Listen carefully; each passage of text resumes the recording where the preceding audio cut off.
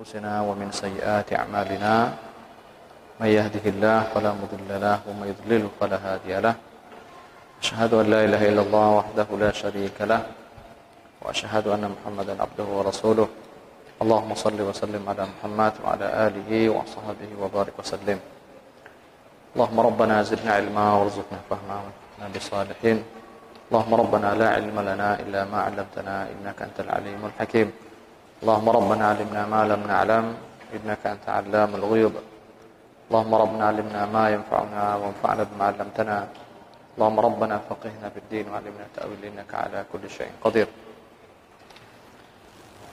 اللهم ربنا اجعل أعمالنا خالصة لوجهك الكريم واجعلنا من عبادك المخلصين وصلى الله على محمد النبي وعلى آله وصحبه وسلم. Para hadirin jemaah maghrib yang berbahagia, Bapak Ibu yang dirahmati Allah, segala puji kepada Allah Subhanahu wa taala atas segala-galanya. Alhamdulillah kita bertemu kembali pada kesempatan yang berbahagia ini. Salawat dan salam kepada Rasulullah sallallahu alaihi wasallam, kepada keluarganya, juga kepada seluruh sahabat-sahabatnya. Pada pertemuan yang lalu kita membaca ayat 68 surah Al-An'am.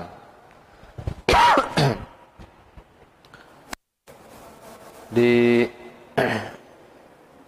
ayat 68 ini bunyi firman Allah Subhanahu wa ta'ala, "Wa idza ra'aita alladhina yakhuduna fi ayatina fa'arid 'anhum hatta yakhudu fi haditsin ghairihi wa imma yunsinaka asy-syaitan fala taqun ba'da dzikra ma'al qawmiz zalimin."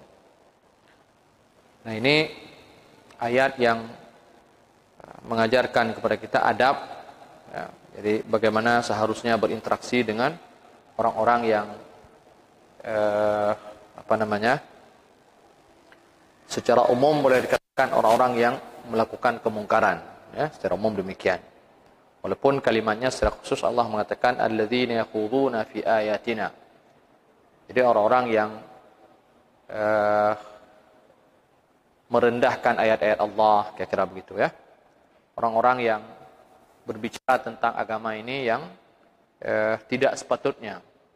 Jadi sebahagiannya sudah kita contohkan di pertemuan yang lalu dan sudah kita jelaskan. Dan saya membawakan ini Al-Jami' Al-Ahkam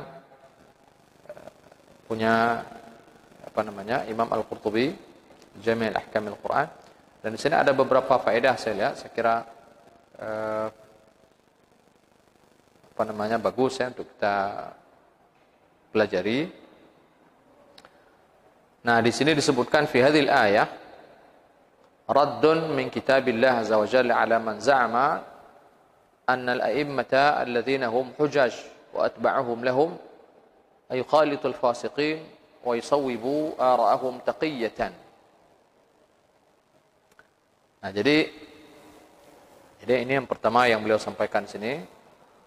Di ayat tadi ini kan ayat yang melarang kita ini orang beriman untuk gabung dengan orang-orang yang melakukan perbuatan mungkar. Ya, walaupun mungkar di sini lebih spesifik mungkar yang dilakukan oleh lisan. Ya, jadi orang-orang yang berbicara yang pembicaraan itu menyudutkan agama ini. Ya, jadi nanti topiknya bisa macam-macam.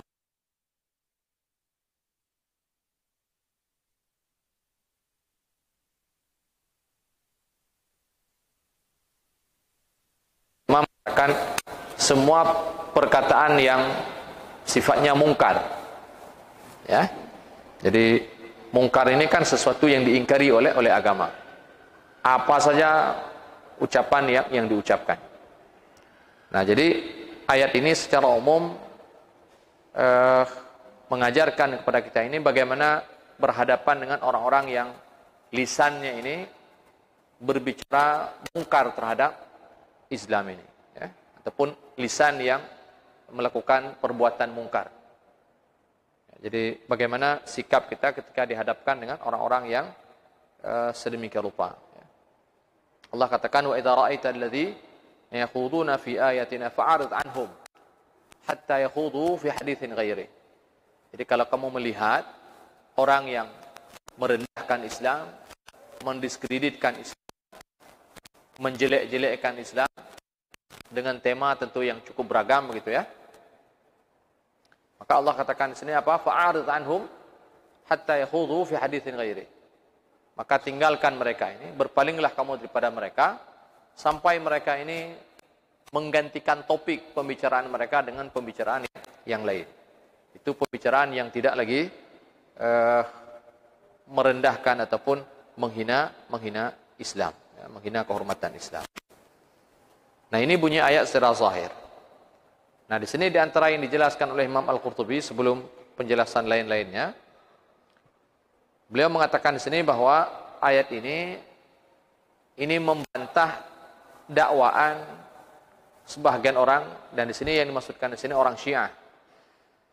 Nah, mereka mengatakan bahwa kalau untuk urusan taqiyah itu boleh kita duduk dengan mereka. Nah, jadi seperti yang kita ketahui bahwa dalam ajaran Syiah ini ada namanya taqiyah. Ya. Taqiyah ini sikap seseorang yang tidak menunjukkan dirinya yang sesungguhnya.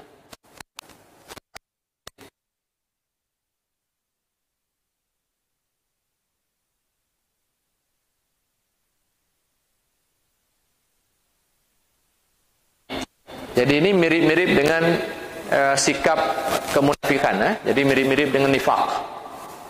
Kalau dulu orang munafik ini dia tidak menampakkan dirinya yang sesungguhnya di hadapan Nabi dan sahabat.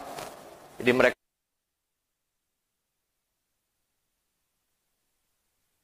yang mereka tunjukkan di hadapan Nabi dan para sahabat, mereka ini adalah orang-orang beriman.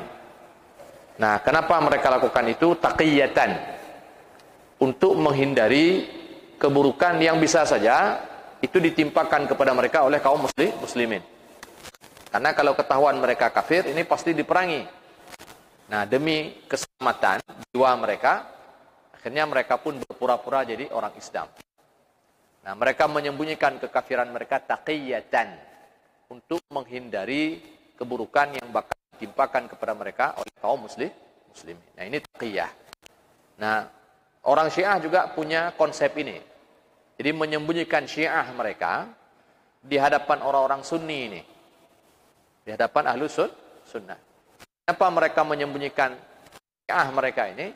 Karena kalau mereka menampakkan Syiah mereka, maka ada kemungkinan mereka bakal ditimpakan oleh orang-orang sunnah ini kepada mereka. Nah, jadi ini alasan. Dan ini sebenarnya ini taqiyah ini adanya dulu-dulu, ya. Dan sekarang mungkin tidak begitu ini lagi, ya. Mereka tidak begitu lagi mengamalkan taqiyah ini. Nah, tapi paling tidak secara teori, ya, secara teori taqiyah ini menjadi satu yang sakral di dalam keyakinan orang-orang Syiah. Jadi sampai di sana mereka buat hadis tentang. Jadi tidaklah dipandang sebagai bahagian daripada golongan kami bagi mereka yang tidak mengamalkan ajaran taqiyah. Jadi ajaran yang berpura-pura. Jadi yang menampakkan zahir berbeda dengan batin. Jadi zahirnya seakan-akan dia orang Sunni, dia sembahyang bersama kita, mengaji bersama kita, begitu kan? Seakan-akan begitu. Jadi padahal mereka ini orang Syiah. Dia tidak menampakkan Syiahnya, syuyu'nya dia tidak nampakkan. Yang dia nampakkan apa? Sesuatu yang disetujui oleh kita orang Sunni. Jadi ini taqiyah.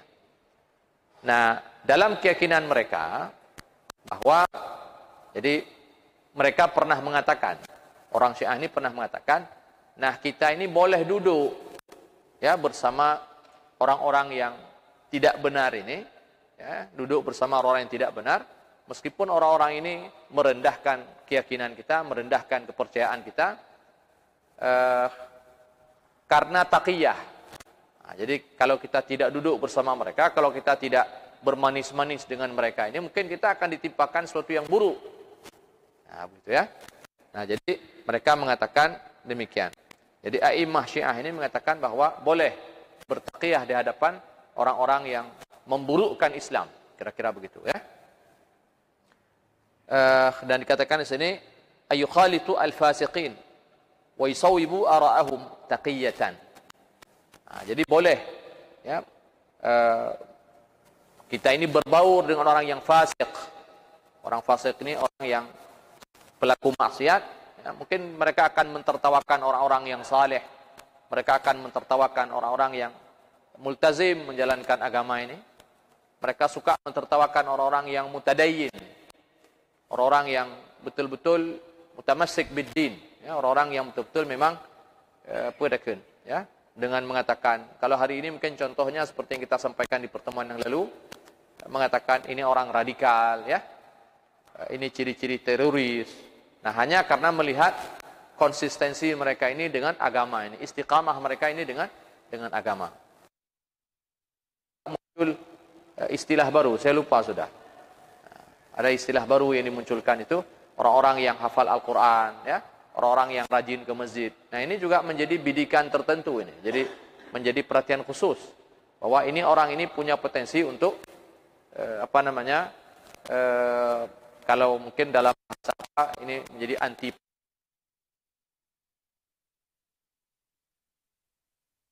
Tapi sayangnya mereka ini, yang mereka bidik ini adalah orang-orang yang mereka ini selalu ke masjid, orang-orang yang tampil dengan simbol-simbol Islam, jenggot, celana jingkrang dan seterusnya. Nah, jadi ini simbol-simbol Islam yang tidak boleh siapapun untuk merendahkan simbol-simbol ini. Terserah nanti perbedaan pemahaman, ya, perbedaan keyakinan kita dalam hal-hal tersebut. Tapi itu simbolnya Islam. Jenggot itu simbolnya Islam.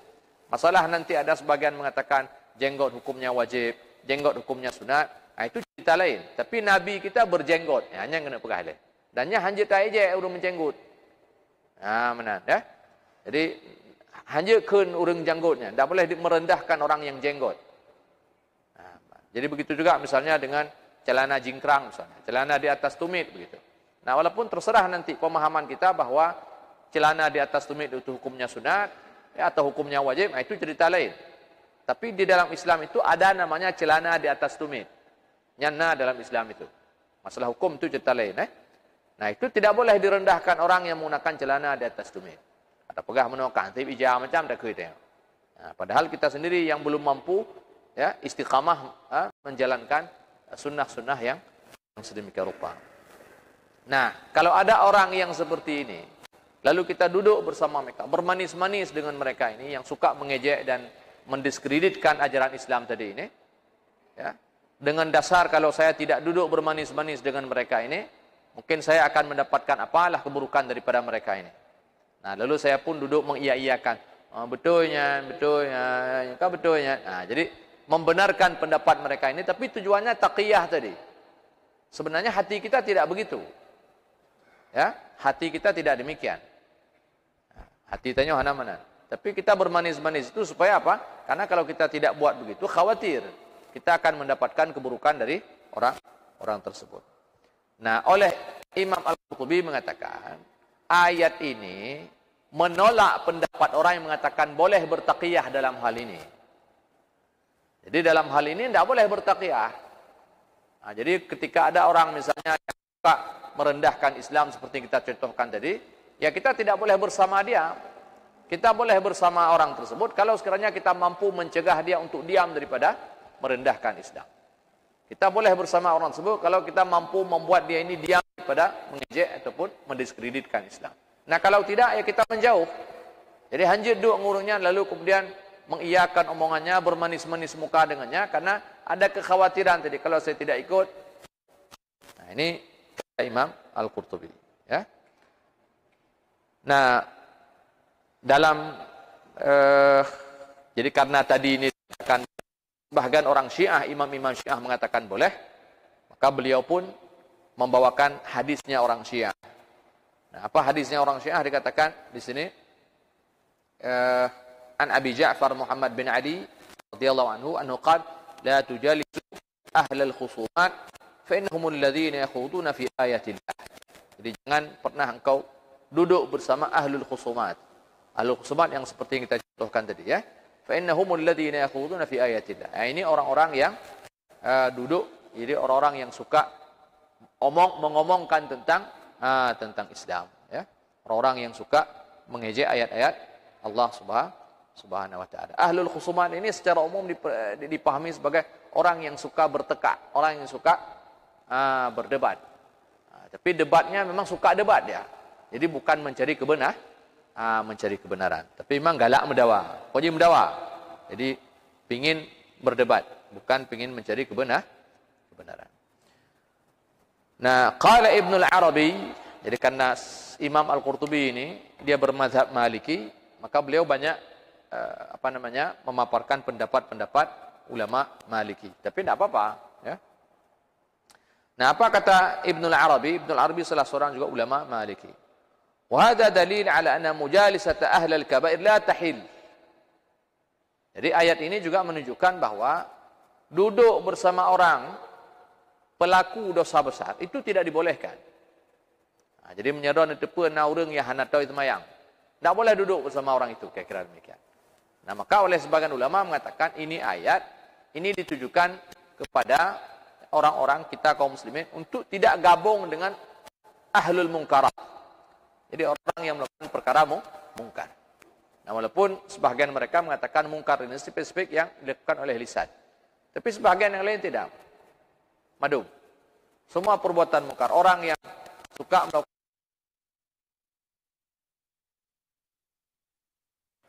Nah, terutama kalau dikatakan oleh Ibnu Al-Arabi, orang yang melakukan perbuatan dosa besar. Orang tidak sembahyang. Ya. Nah, kalau dosa besar sebenarnya, para hadirin, kalau kita mau membaca Al-Kabair Lidz-Dzahabi, punya Imam Adz-Dzahabi, nah dosa besar itu sebenarnya bukan hanya beberapa, seperti yang dicontohkan oleh Nabi, misalnya ijtanibu as'abal mubiqat. Jadi hindarilah oleh kalian 7 dosa besar yang membinasakan. Dari sana disebutkan di antaranya asyirku billah, as-sihr, ya, qatlun nafs allati illa bil haqq. Jadi syirik, sihir, membunuh, ya. Kemudian di sana qadful muhsanatil ghafilat al-mu'minat.